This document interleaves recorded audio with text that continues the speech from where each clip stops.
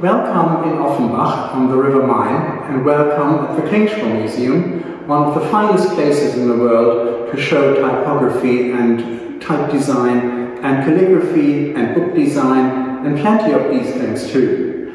We provide a beautiful collection of around 80,000 pieces, and one of the first ones to show is this type probe by Otto Eckmann, which was done in 1901, and it's one of the most beautiful things that came out in terms of type design in the area of Art Nouveau. And you can see the richness of this probe, and you can see that there's type, yes, in a very delicate way, obviously done with a brush instead of a pen. But you also can see that there is plenty of other things, like ornaments. And this ornament and print combination is so important for the early days of Karl Klingspor and his type foundry. But in fact, we are dealing with modern pieces as well. Very, very strange books and pieces of type. Here you can see a beautiful book of Daniel Ben Hur, and he shows us how he is very engaged in doing his writing.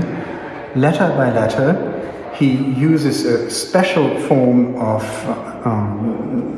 writing in intensive way, a special amount of time he would choose for every of his letters.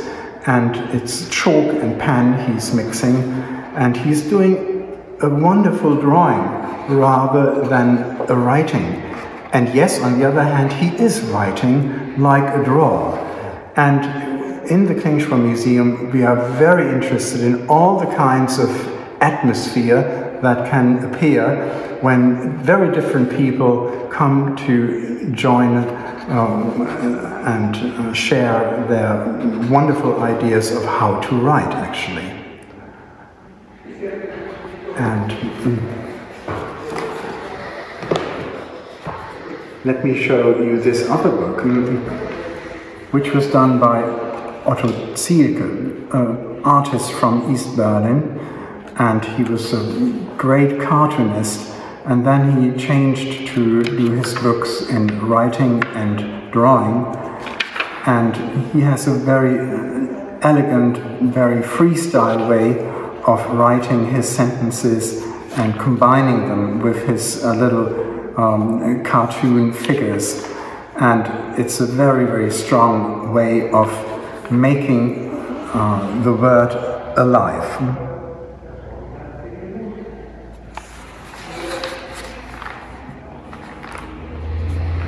But it's not only handwriting, of course, but we have type on the other hand. See this wonderful book here, which is an artist book by Edition Depal in Mainz. And it's dealing with the French philosopher Antonin Artaud, who did a kind of new inventing of language, including all the strange ways of sound we are including in language, like and he used it to make his surrealistic way of thinking visible. And that's what Johannes Sturgalla and his wife François Depal show in this book, how typography can be so intelligent in transporting what the idea of the philosopher Antonin Artaud was. And therefore you see these very experimental ways of combining different typefaces in having small and bigger figures. And so it's a very energetic way of transporting the language into the typeface. And you can see the very little spots of lithography in the book, which seem to be painting, but in fact they are typography on their own way of being into the book. So this is the wonderful saying of Antonin Artaud,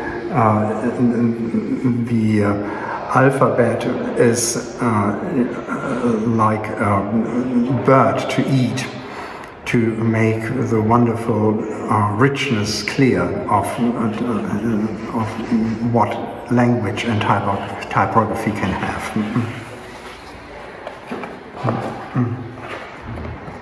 So, and finally I want to show you this book.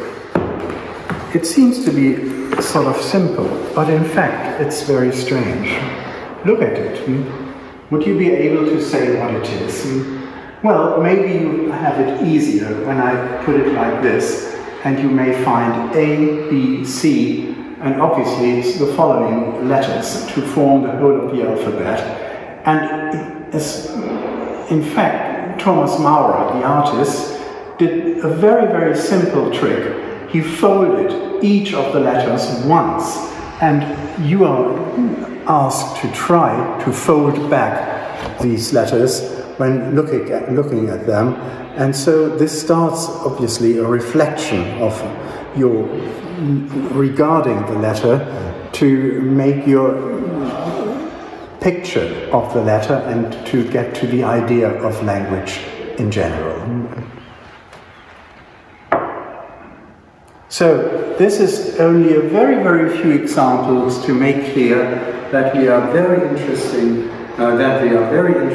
in so many aspects of typography and of calligraphy, and that the book is a wonderful containment of all these aspects artists bring in.